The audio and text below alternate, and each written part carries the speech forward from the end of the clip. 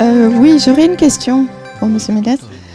Vous avez parlé des aires marines protégées et le fait qu'il fallait des zones en fait, où il n'y a pas de pêche du tout pour que ce soit vraiment des aires marines protégées.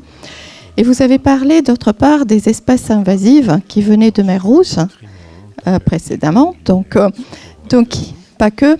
Oui, non, mais je vais faire le lien entre les deux.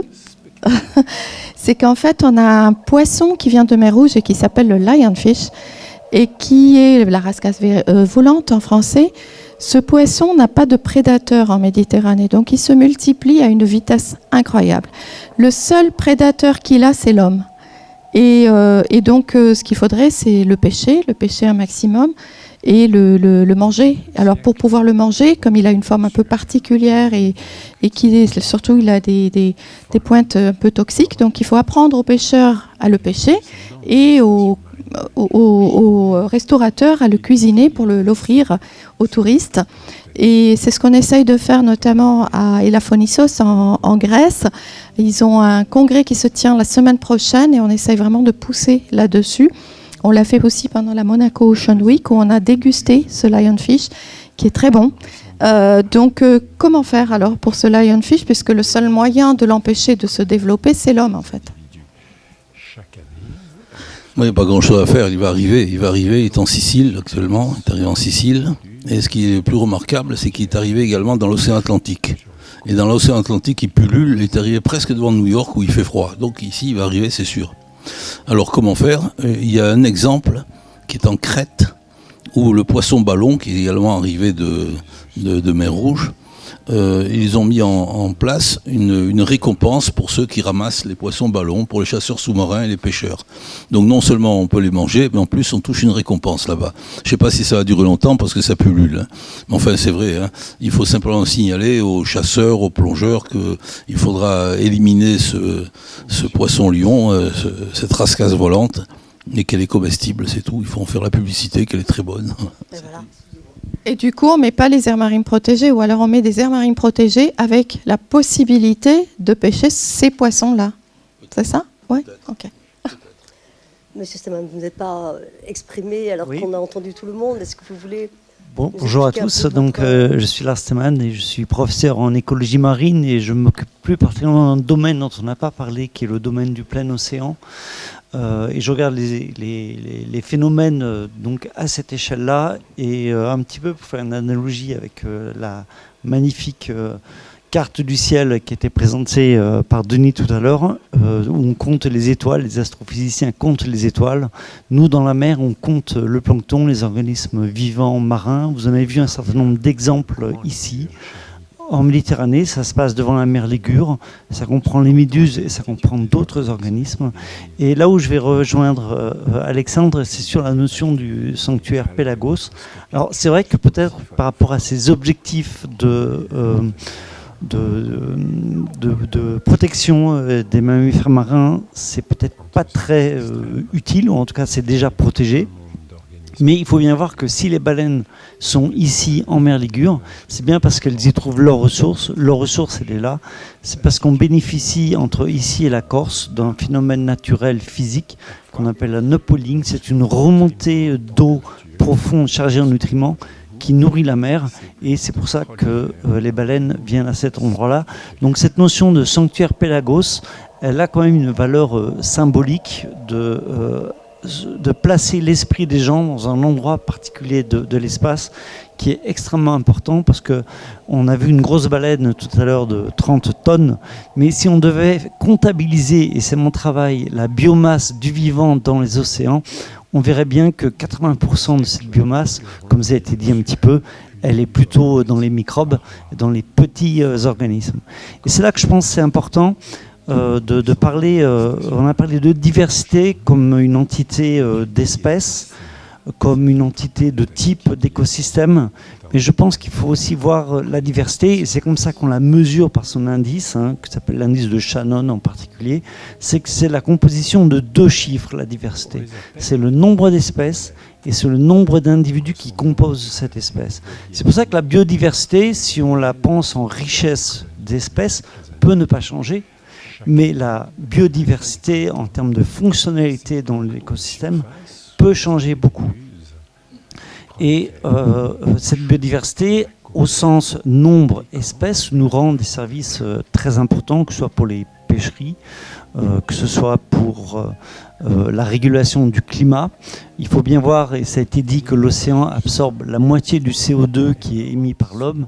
Dans cette moitié du CO2, il y en a presque la moitié qui rentre directement dans la vie dans les océans. Et cette vie qui est à la surface de l'océan, là où il y a la lumière, elle tombe au fond de la mer et elle transporte avec elle ce carbone fixé à la surface. Et ce flux de carbone, on appelle ça la pompe à carbone biologique des océans, elle est un des facteurs régulateurs de la quantité de CO2 dans l'atmosphère. Et c'est pour ça qu'on a besoin de la quantifier. Alors, et je voudrais en revenir à ce qu'a dit Nathalie, à la valeur de ces services. Donc, fournir de la ressource pour les poissons, fournir une capacité de séquestrer du carbone, tout ça sont des services écosystémiques que nous fournit l'océan. Et il s'agit de bien les comptabiliser.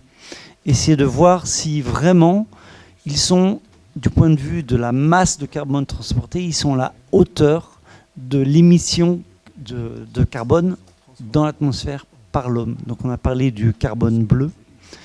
Ce carbone bleu existe aussi en plein océan parce que certains ont dans l'idée de manipuler les océans, d'y augmenter l'intensité de la vie de surface en injectant des éléments nutritifs limitants comme le fer, pensant ainsi séquestrer plus de carbone en surface avec des organismes qui vont à la fin mourir et tomber au fond de la mer. Et cette idée existe. C'est donc ce qu'on appelle les grandes manipulations des océans et toutes les expériences de geoengineering. Et des expériences ont eu lieu. Ces expériences montrent que finalement, si on veut pouvoir absorber suffisamment de carbone pour résoudre ces problèmes d'accumulation de CO2 dans l'atmosphère, il va falloir avoir des flottes de 10 000 bateaux chaque année pour ensemencer l'océan en fer, sans compter que ça va avoir des conséquences incalculables sur la composition actuelle des systèmes, dont on ne maîtrise absolument pas du tout le devenir. Oui. Et il faut savoir qu'il y a des entreprises qui proposent ce genre de service, parce que ce carbone qui est séquestré au fond de la mer, il a une valeur économique, je ne sais pas, c'est 80-100 $ la tonne. Et donc, on va proposer à des on les a pas invités. De séquestrer ce carbone au fond de la mer, alors que c'est un processus qu'on ne maîtrise absolument pas. Merci beaucoup. Merci beaucoup, monsieur Stéman. Je voulais demander au professeur Allemand, oui. Vous avez parlé évidemment de cette crise de la biodiversité. Vous avez donné plein d'exemples, vraiment très... Mais quelle est l'ampleur, vraiment, au niveau mondial, cette crise de la biodiversité ? Alors, tout à l'heure, Lars a dit quelque chose de très important. Hein. Il y a la diversité des espèces et le nombre d'individus dans chacune des espèces. Actuellement, cette ampleur de la crise de la biodiversité, c'est une érosion du nombre d'individus au sein des populations, plus que disparition d'espèces. Il y a des disparitions d'espèces. Dans les mers, elle est relativement faible. Hein. Tout à l'heure, Alex l'a dit. Hein. Il y a quelques coraux, par exemple, qui ont disparu, mais c'est relativement faible. Par contre, les populations diminuent. Alors, on le voit sur Terre, hein, avec les insectes. Hein. Ça, il y a eu des comptages qui ont été faits très importants sur les amphibiens, sur certaines populations d'oiseaux. Et là, il y a un risque, parce que si on arrive à avoir une érosion trop importante du nombre d'individus au sein d'une espèce, à un moment donné, on aura un goulot d'étranglement et on va arriver à la disparition. Mais aujourd'hui, il y a encore relativement peu de disparition d'espèces. Cette 6e extinction est un risque, certain, mais n'est pas encore là. Donc il y a encore beaucoup de choses à faire. On peut encore réellement faire des actions, hein, c'est vraiment important. Et il faut également voir que tout à l'heure, on parlait des changements climatiques. Changements climatiques, on peut encore s'adapter. Ça sera difficile, mais il y a des gens qui vivent plus au sud à des températures plus élevées. Donc il y aura une modification totale. Ça a été parfaitement dit tout à l'heure. Par contre, là, le jour où on aura des disparitions d'espèces, là, il n'y aura plus rien à faire parce qu'on ne pourra plus la recréer. Et c'est vraiment l'homme qui sera impacté. Alors, la nature, dans 5 millions d'années, elle reviendra. Il n'y a pas de problème. Mais l'homme n'y sera plus. Donc c'est vraiment ça qu'il faut avoir en tête. Vous voulez ajouter quelque chose ? Oui. Non, c'est des idées qui me reviennent pendant que Denis parle. C'est que je prends l'exemple des introductions d'espèces, pour les disparitions d'espèces. En milieu marin, l'homme a peu introduit d'espèces. Milieu terrestre, c'est énorme. Pour l'agriculture, pour l'ornementation, les pommes de terre, les tomates, tout ça, ça vient d'ailleurs, avec tout ce qui vient avec, le milieu, etc., etc. En mer, non. Et ça commence avec les bateaux. Et les bateaux, c'est un truc particulier. Un bateau prend un chargement à Tokyo, il amène à New York et il doit repartir à vide. Mais à vide, le bateau ne tient pas. Donc il remplit que l'eau du port de New York, il retourne à Tokyo, il reverse l'eau du port de New York. Et il y a beaucoup d'organismes, même des poissons, qui sortent vivants de ça. Donc on est en train de mélanger la biodiversité planétaire. Imaginez un peu de prendre les eaux tropicales de l'Atlantique, de l'océan Indien et du Pacifique, de la mettre dans un shaker, et on redéverse ça dans les 3 océans, eh bien, il y aura 3 fois moins de biodiversité. Parce que ce sont les espèces les plus solides qui vont surpasser les autres. Et c'est ça le problème des espèces introduites, et c'est un danger. Alors il y a une convention internationale qui impose aux grands bateaux de vider les eaux de ballast en plein milieu des océans pour le remplir avec de l'eau du milieu de l'océan qui ne contient pas des espèces littorales pour les remettre dans... Mais je ne sais pas si c'est appliqué, ça. Voilà. Mais enfin, voilà un exemple. Oui, mais est-ce si grave? Enfin, une question peut-être complètement idiote, vous allez répondre. Mais, oui, non, mais on dit qu'il y a tellement... On ne sait même pas combien il y en a, finalement, d'espèces. Donc, si on a quelques-unes qui disparaissent, est-ce si grave? Je vous pose la question à toi. Vous avez le micro. Moi, je veux dire, c'est pas grave. La nature, elle va en régénérer des espèces. C'est grave pour qui? C'est grave pour nous, mais c'est pas grave pour la nature. Un autre point sur lequel je voulais revenir, c'est que on nous laisse penser qu'il y a beaucoup de solutions techniques à la résolution de ce problème du changement climatique, à l'absorption du dioxyde de carbone qui s'accumule. On nous laisse penser que certaines sont purement techniques, du geoengineering, où on va envoyer des particules dans l'espace pour obscurcir le ciel et donc la propagation et renvoyer donc plus d'énergie lumineuse dans l'espace. Mais ce qu'on ne nous dit pas, c'est qu'il faut 50 000 navettes spatiales pour faire ça, si on veut vraiment pouvoir avoir un effet à l'échelle de la Terre. Et que ce n'est pas une seule fois qu'il faut le faire, mais il faut le faire chaque année, réensemencer l'espace de poussière. Pour la séquestration du carbone, je vous ai donné l'exemple tout à l'heure, dans les océans, c'est des flottes de navires qu'il faut envoyer dans la mer pour ensemencer, en faire.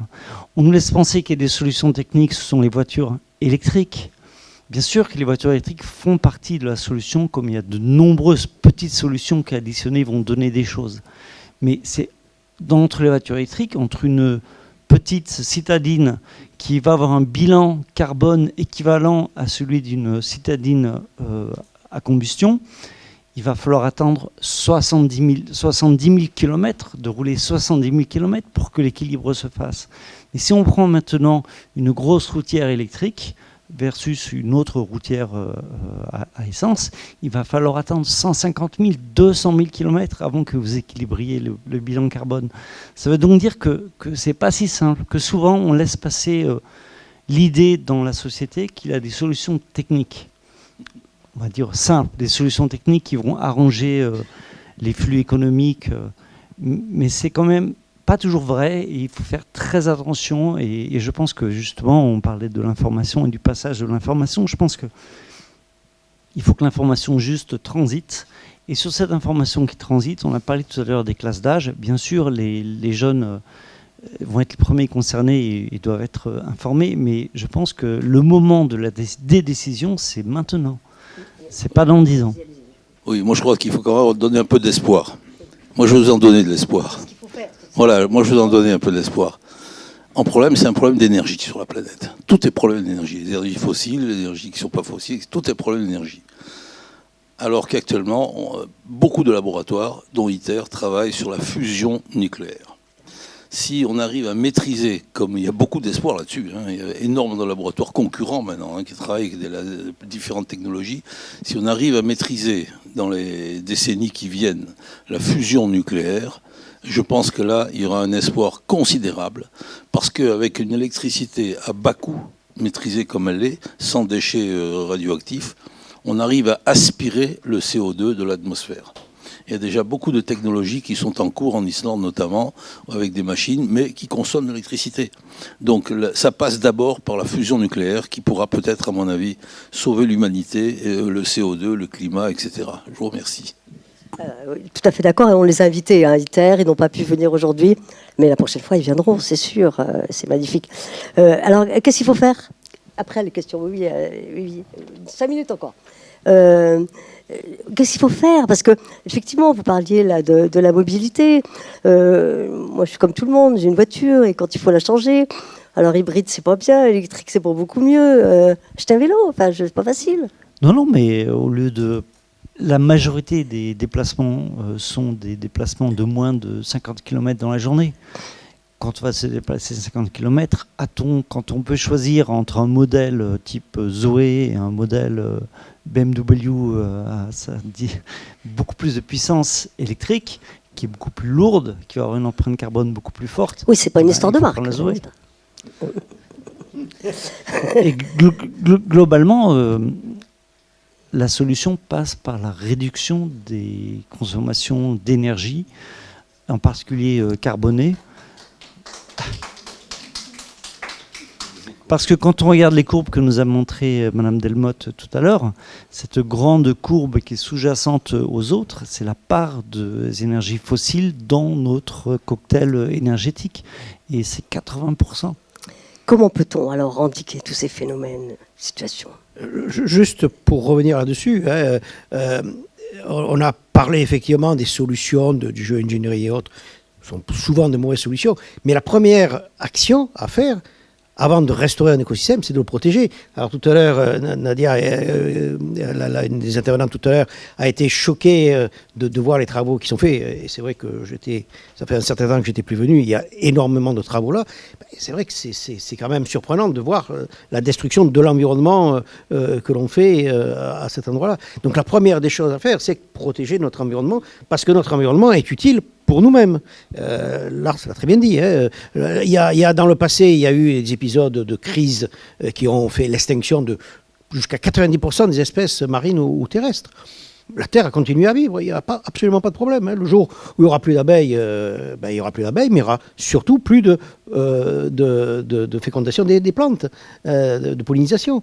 Donc c'est pas, la nature est un énorme problème éthique, mais si la nature disparaissait, c'est l'homme qui disparaît très rapidement. Oui. Donc c'est ça qu'il faut toujours avoir en tête. Vous voulez dire un mot? Pardon. Comme vous voulez. Bon, juste dans la série de ce que l'on peut faire, il y a quand même beaucoup de choses. Beaucoup de cette consommation, elle est venue très récemment, il y a moins de 10 ans. Donc typiquement, arrêter les bitcoins. Les bitcoins, la consommation énergétique des ordinateurs pour maintenir les chaînes de bitcoins, c'est l'équivalent de la consommation de la Hollande annuelle en électricité. Quand vous utilisez Instagram, quand vous utilisez TikTok, arrêtez de laisser le mode où la vidéo est transmise à chaque fois que vous passez d'un sujet à l'autre, parce que toutes ces vidéos, ce flux d'images qui passent est extrêmement gourmand en énergie. Quand vous regardez un film Netflix pendant 1 heure, pensez que vous êtes en train de rouler dans votre voiture pendant la même heure. C'est à peu près la consommation d'énergie qui est associée à regarder un film Netflix. L'information à faire passer. Nathalie. Oui, je vais revenir. On parle beaucoup de Nadia, décidément, mais elle avait montré une diapositive qui était très intéressante et qui vient du rapport du GIEC du groupe 3 et qui montre qu'il faut en fait un changement dans tous les secteurs de l'économie. Et c'est vraiment un changement de notre façon de vivre, de consommer, de produire du coup.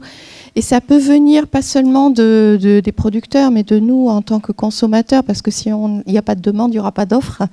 Donc on peut faire changer les choses. Il ne faut pas toujours attendre que ce soit les politiques qui changent les choses, parce que c'est quelquefois plus compliqué. Il faut vraiment que ça vienne de nous. Avant de passer aux questions dans la salle, une dernière question. Est-ce que vous êtes optimistes, tous les 4?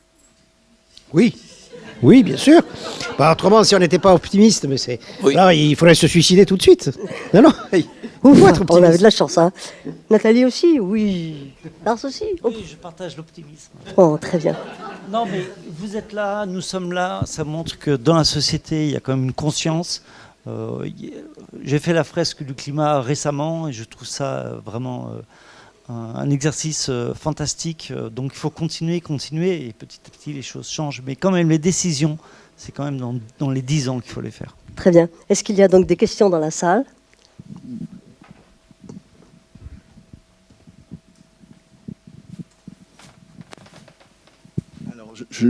Donc Rémi Mervelet, hein, j'interviens à nouveau, je suis désolé, c'est parce que j'ai entendu quelque chose qui ne correspond pas à des choses qui manifestement ont une réalité physique. À propos de la fusion nucléaire, il semblerait, donc de sources sûres, hein, puisque je bosse aussi avec un collègue du CEA, qu'on n'aurait pas de possibilité de kilowattheure de fusion nucléaire, donc opérationnelle de façon réelle, hein, pas en laboratoire, au plus tôt du plus tôt en 2100. Donc j'aime autant vous dire que d'ici là, je pense que si le problème n'est pas réglé, il n'y aura plus rien à régler. Voilà, je suis désolé. Hein, voilà. Non, mais c'est pas ouais, disons que c'est pas la vie de multiples sociétés qui travaillent là-dessus. Hein. Voilà. Bon, en tout cas, je vous donne les infos que j'ai qui émanent du CEA. Donc je pense quand même qu'on peut faire confiance à mon collègue du CEA. Voilà.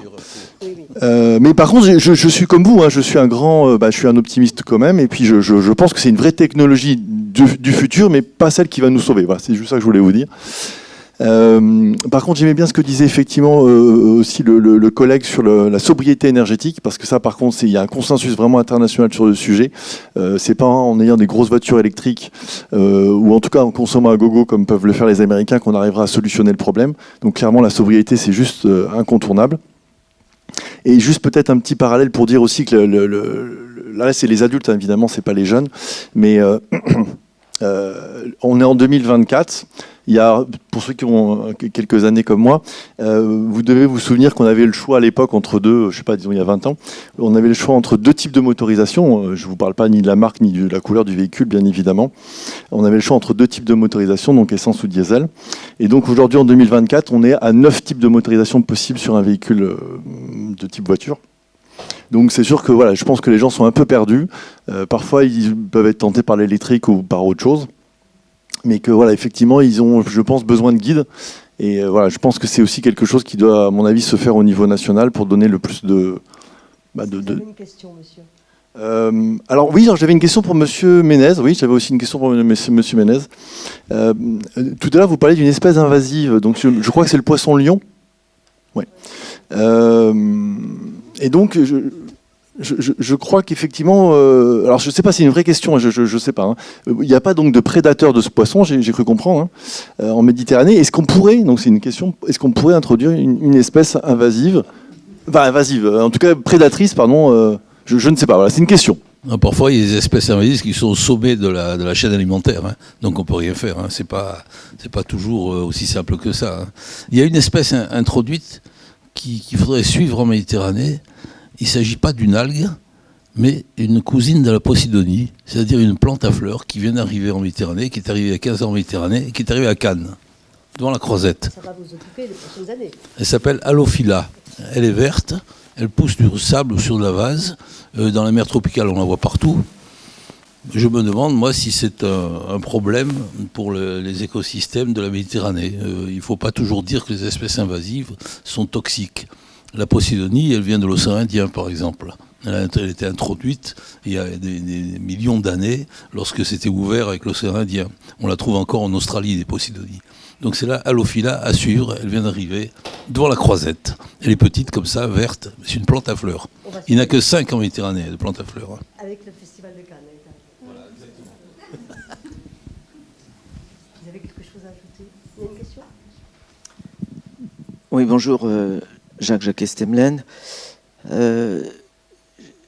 C'est une question philosophique sur laquelle je souhaiterais vous interroger. C'est une question philosophique sur laquelle je souhaiterais vous interroger parce que on fait désormais référence à l'émergence du droit de la nature, alors que notre civilisation, en tout cas ce que j'en sais, et le peu que j'en sais,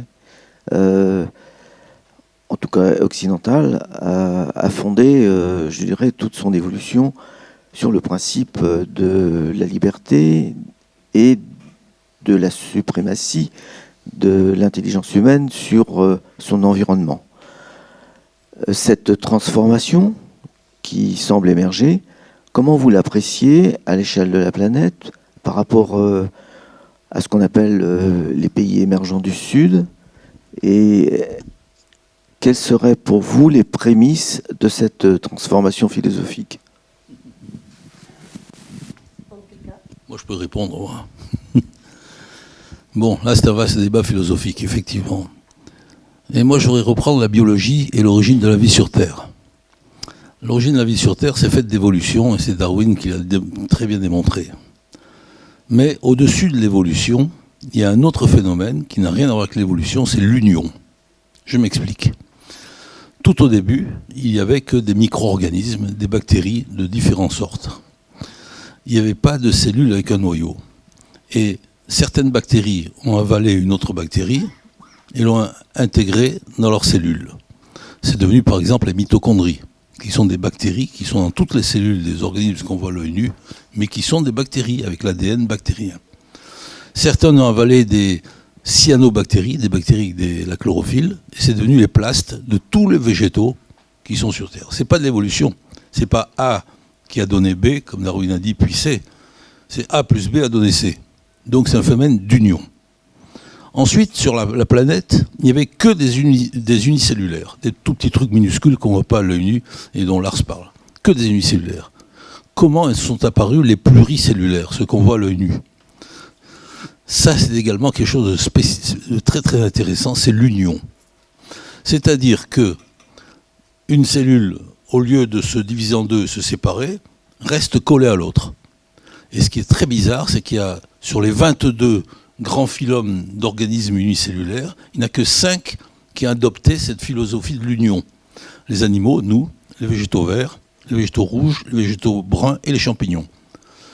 Tous sont des unions de cellules qui restent collées à la deuxième cellule, et puis etc., etc. Et encore plus étrange, toutes ces 5 phylums ont adopté la différenciation cellulaire. C'est-à-dire que non seulement les cellules se collent les unes aux autres, mais une cellule va avoir un autre rôle dans la colonie, si vous voulez, de cellules. Cellules nerveuses, cellules des os, etc. Et c'est pareil pour les 5. Et ce phénomène est venu d'une autre union, d'il y a plus de 2 milliards d'années, avec des cyanobactéries qui, on a trouvé des fossiles, étaient pluricellulaires et avaient la différenciation cellulaire. Donc c'est un phénomène d'union qui est quelque chose de fondamental. L'union des bactéries, l'union des cellules avec des noyaux. Et maintenant, je réponds avec votre question philosophique. Je crois que le jour où tous les peuples de cette planète seront unis pour lutter contre les dérèglements climatiques, je pense qu'on arrivera à survivre. C'est un problème d'union et pas de guerre qui nous sauvera. Très belle conclusion. Je trouve qu'on ne peut pas faire mieux pour vous inciter à nous unir pour le... Non, il y a encore une question? Ah bon, d'accord. Pour le déjeuner. Mon question sera un peu naïf, et en plus le français c'est pas ma langue maternelle, mais de toute façon je le pose. Ça concerne plutôt les processus de production, parce que vous voyez, c'est important de réduire notre consommation, en tant que consommateur, notre consommation d'énergie, mais il y a aussi des processus de production qui sont très énergivores, ça veut dire qu'ils consomment beaucoup d'énergie, et c'est pour ça qu'il faut essayer de trouver des moyens de produire de l'énergie de manière plus respectable de l'environnement.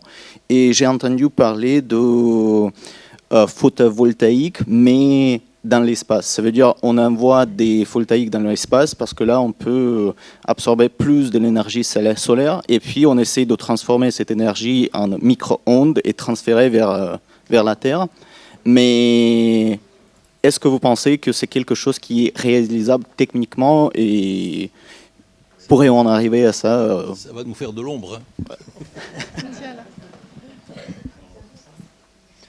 Tout à l'heure, on avait un spécialiste de l'espace. Je ne sais pas s'il est encore dans la salle.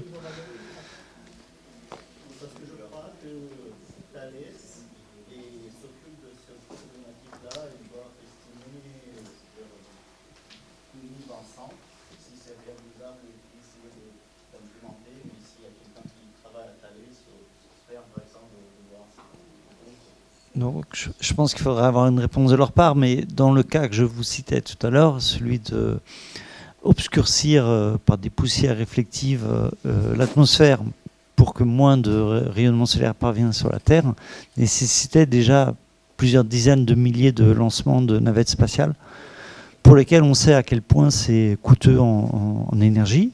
Ce sont des prouesses technologiques, c'est certain. Mais donc, quand on réfléchit à l'échelle des quantités dont on a besoin de produire ou d'éviter de se chauffer, ça me paraît illusoire. Mais il faut travailler les chiffres, et je pense que les ingénieurs travaillent les chiffres. Je me permets de répondre partiellement, parce qu'on a, dans le cadre de quelques activités de journalisme, on avait interviewé une personne de Thales là-dessus. Donc de manière synthétique, une étude est en cours, une étude de faisabilité, donc ça reste une étude. Il faut savoir que ça fait au moins la 3e ou 4e étude depuis les années 70 sur cette thématique-là, qui est de dire à un moment donné, est-ce qu'on pourrait, à une certaine orbite, laquelle, positionner un objet qui renverrait de l'énergie solaire vers la Terre, soit par micro-ondes, soit par tout simplement réflecteur solaire. Voilà, donc c'est techniquement envisageable. Est-ce que économiquement réalisable? L'étude devra le dire. Et le dernier point, c'est que si je me souviens d'une des conclusions de la personne en charge du projet, c'est que ça demandait des avancées énormes en robotique spatiale que nous ne savons pas vraiment encore mener aujourd'hui. Parce qu'il faut aller monter dans l'espace des trucs compliqués sans forcément l'intervention humaine. Voilà.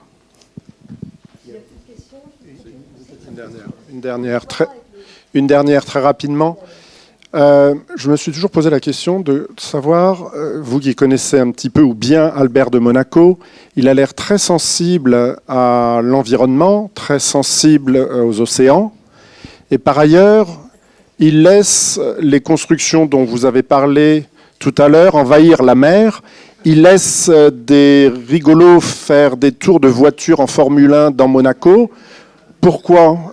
Ça a l'air assez ambivalent, comme si vous pouvez m'éclairer sur ce point-là qui m'interpelle depuis un moment. Merci. Alors, non, enfin, moi, je ne peux pas réellement parler à la place du prince de Monaco, mais ce qu'il faut voir, effectivement, hein, vous avez raison, il peut y avoir une vision différente des choses. Le problème, c'est que le prince par lui-même est quelqu'un qui est convaincu de la nécessité de protéger l'environnement. Mais il est également souverain et chef d'État. Et un État, malheureusement, ne peut pas... Il faut qu'il se développe. Alors, comment développer Monaco?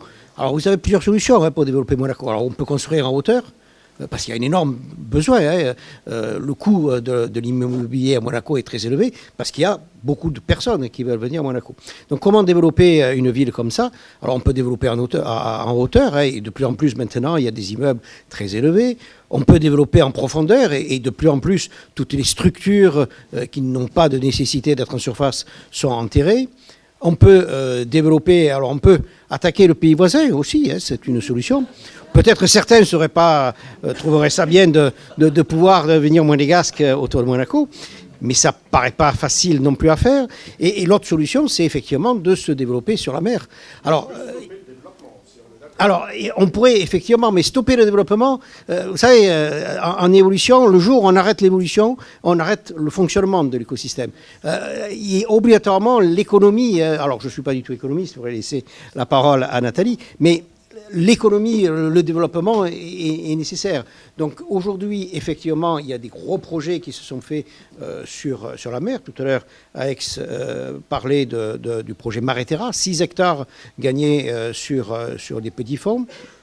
Mais le prince avait imposé énormément de contraintes sur cette construction. Toutes les Posidonies ont été transplantés plus à l'ouest, là où il y avait déjà un herbier de Posidonie. La construction elle-même a été rendue le plus éco-compatible possible, avec des coûts énormes pour Bouygues. Ils seront rentabilisés parce que le prix de l'immobilier sur cet îlot de Maréterra est d'environ 100 000 euros le mètre carré. Voilà, enfin, maximum 120 000, il faut autour de 100 000. Donc, il y a une rentabilité importante, mais Bouygues a énormément travaillé sur les contraintes de la principauté pour rendre cette structure le plus éco-compatible possible. Alors, je suis d'accord, hein, il y a eu une destruction de l'espace, mais d'un autre côté, il y a eu quand même, et c'est vraiment une première dans le monde, un effort pour que ces structures sous-marines soient constituées un petit peu comme de véritables récifs artificiels.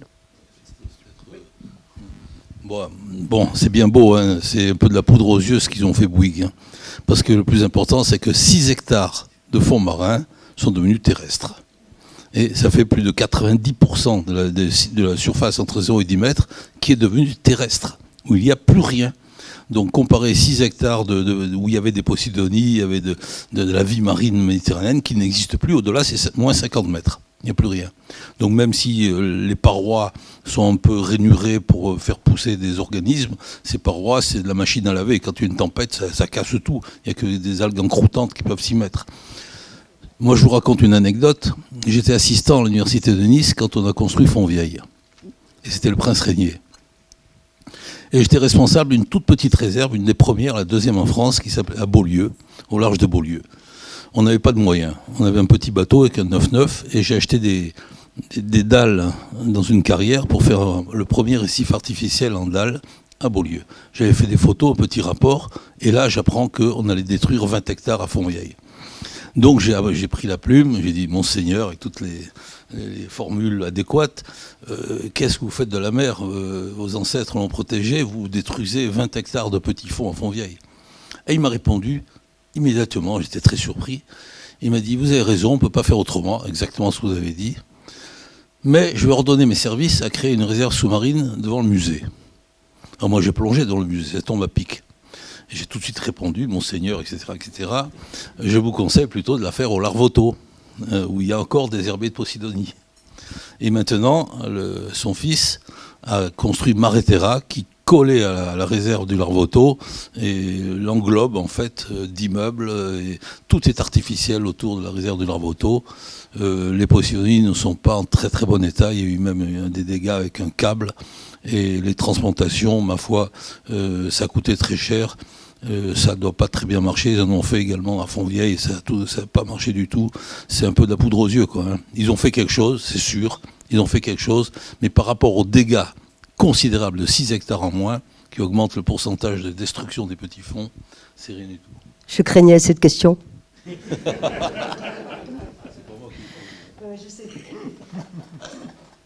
En fait, le problème qu'on est en train de discuter là, c'est le problème qu'on discute régulièrement dans les COP. C'est pas au même niveau, c'est pas Monaco, c'est d'autres pays, d'accord ? Le problème en ce moment, c'est que il faut continuer à se développer, et ça c'est le problème. On a un indicateur qui est le PIB. Pour l'instant, ça n'a pas changé. Les pays sont classés par leur PIB. Si vous en avez un autre, dites-moi. Mais moi, je vous dis, la Banque mondiale et le Fonds monétaire international considèrent le développement économique avec un indicateur qui est le PIB. Donc ce qu'on essaye maintenant de faire passer, c'est un indicateur alternatif au PIB, qui serait par exemple un indicateur de développement durable qui tiendrait compte à la fois du développement économique, mais aussi de l'aspect environnemental et social. Donc quand on est dans les COP, on est en train de, par exemple, de dire à certains pays qui n'ont pas autant pollué qu'ils doivent faire un effort et faire de la décroissance, alors qu'eux-mêmes n'ont pas participé au problème climatique mondial. Donc c'est pourquoi les négociations au niveau des COP se retrouvent fermées finalement, parce que ces pays-là ne sont pas contents. Ils disent, les autres pays se sont développés pendant des années, ils ont continué à polluer pendant des années, et maintenant ils veulent faire poser le poids de ce problème environnemental sur les pays qui ont le moins pollué. Donc, que ce soit un pays en voie de développement ou un petit pays comme Monaco, si on regarde sa pollution comparée aux autres, je ne crois pas que ce soit le pays le plus polluant au monde. Je ne suis pas monégasque. mais je suis ravie de travailler à Monaco où j'ai un souverain qui porte nos messages en tant que scientifique jusqu'au plus haut niveau, jusqu'aux Nations Unies, qui soutient toutes les initiatives environnementales qu'on peut avoir. Je crois que c'est quand même, si vous ne connaissez pas, venez visiter le centre scientifique de Monaco. On a l'aquarium au niveau des coraux qu'on a dedans, le plus divers au monde, qui se trouve là. Donc, si vous voulez, on ne peut pas faire tout très bien. On peut faire des erreurs. Je ne dis pas que ce qui a été fait, c'est forcément magnifique et merveilleux à Monaco. Il y a des erreurs qui ont été faites, comme ça a été fait ailleurs. Mais par contre, ce que fait le prince Albert II de Monaco pour l'environnement et notamment pour l'océan, je pense que c'est quand même exceptionnel. Et je rajouterais que dans ce tout petit territoire de 2 km², on a quand même deux réserves sous-marines en ville et qui sont vraiment effectives. La réserve du Larvoto, effectivement, et je suis tout à fait d'accord. C'est Alex Ménez qui a été l'initiateur qui a proposé la création de cette réserve au prince Régnier, donc le père du prince actuel. Donc il y a la réserve du Larvoto et une autre réserve sous-marine qui protège un tombant à corail. Et actuellement, il y a une troisième réserve qui prend sous le musée océanographique une réserve marine éducative, dont le rôle est un petit peu différent. Donc sur un tout petit pays, on a quand même près de 40% de côtes protégées, de linéaires de côtes protégées. Donc c'est quand même aussi très important. Oui, je voudrais juste rebondir sur cette notion croissance-décroissance. Là, on est en train d'opposer des choses qui ne doivent pas être opposées. En fait, oui, je pense qu'on a besoin de croissance, mais d'un certain type de croissance. Je pense qu'on bénéficie tous d'avancées technologiques qui, au départ, étaient peut-être dans des mondes qui nous semblent tout à fait inconcevables maintenant, les courses automobiles, mais il y a quand même eu des avancées techniques avec ces courses automobiles dont on bénéficie, nous, tous les jours. Donc je pense que le problème ici, c'est plus qu'est-ce qui mesure cette croissance et cette décroissance, est-ce que c'est le bon indicateur? Et je pense qu'il faut tout regarder un petit peu à l'aune de l'énergie consommée, de l'énergie dépensée, pour vraiment juger de cette croissance-décroissance. Certaines fois, il y a des décroissances, installer un nouveau territoire urbanisé, ça paraît être une décroissance pour certains, mais d'une certaine manière, je le sais parce que je travaille à Villefranche-sur-Mer et que donc on collabore avec Monaco sur beaucoup d'aspects de nos recherches. Le prince de Monaco et les équipes du CSM investissent beaucoup dans la recherche, trouver des solutions, améliorer les diagnostics. Et ça, je pense que ça fait partie du jeu. Donc il faut effectivement regarder l'ampleur des choses. Ouais. Bon, j'aimerais bien poser cette question à Dr Helmy parce que la sobriété énergétique, ça ne se vend pas très bien. Donc, si on veut que les gens y bougent, c'est pour ça que j'aimerais bien avoir une solution un peu applicable. Parce que vous avez dit, dès qu'il y a de l'argent dedans, et dès qu'on donne la carotte à quelqu'un, les gens ils vont plutôt bouger. Donc, est-ce que vous avez peut-être quelque chose à proposer, comme quelque chose de simple, comme vous avez dit, inviter les gens de manger les poissons qui sont trop? Ça, je trouve c'est très pratique, j'aime bien ça. Est-ce que vous avez d'autres choses qu'on peut vendre à ses collègues, où on dit, ah oui, si vous faites ça, vous gagnez quelque chose? Parce que la voiture électrique, les gens maintenant, ils achètent plus, parce qu'il y avait des avantages. En plus, chez nous, on peut charger gratuitement, et ça a bien marché. Merci. Oui, la sobriété énergétique, c'est un sujet très vaste. Je pense qu'on n'aura pas le temps de le traiter tout ici. Mais en fait, le problème du transport, c'est pas uniquement le transport individuel et des personnes. On était avec mon collègue Hervé à Heidelberg et on a vu la place des vélos, par exemple, dans ces villes. En Europe du Nord, ils ont vraiment développé ça. Donc maintenant, on est en train d'avoir ces infrastructures un peu à Nice. C'est encourageant pour prendre aussi les vélos. Je crois que l'art se déplace beaucoup à vélo, etc. Donc ça, c'est le côté individuel, mais il y a aussi tout le côté, le transport, en fait, qui nous fait venir les marchandises. Je pense que notre façon de consommer doit changer. Est-ce qu'on a besoin d'acheter autant de vêtements, par exemple, fabriqués à l'étranger? Est-ce qu'on a besoin d'importer des fraises venues du fond du monde? Bon, excusez-moi, c'est par rapport à une discussion qu'on avait eue. Est-ce qu'on a besoin de transporter des fraises venues du bout du monde? Non, mais... Non, mais je veux dire, il faut consommer plus local, il faut consommer voilà, ce qu'on a ici et arrêter de transporter du bout du monde. Parce que ça au niveau du transport, c'est beaucoup plus important que uniquement le transport individuel, qu'on peut résoudre en marchant un petit peu plus. Il n'y a rien de plus stupide que de prendre sa voiture pour aller au travail, revenir avec sa voiture et reprendre sa voiture pour aller à la gym, faire un peu de gym et revenir. Pourquoi on ne marcherait pas un petit peu dans ces cas-là? Enfin, voilà. Bon, je crois qu'on va, donc on va s'arrêter là, mais nous ne sommes qu'à la moitié de la journée. Alors, un repas bon, j'espère frugal, enfin en cohérence avec nos valeurs, vous attend. Rendez-vous à 14h absolument. N'oubliez pas, on a des thèmes encore très intéressants s'agissant de la pollution. Et puis une synthèse en fin d'après-midi sur voilà, les crises globales qui affectent l'humanité. Et je vois que, voilà, au bout d'une matinée, déjà, les vraies questions se posent. C'est intéressant. Bon appétit. Bon appétit. Bon appétit à tous. Pendant la pause déjeuner, des vidéos seront présentées ici aussi.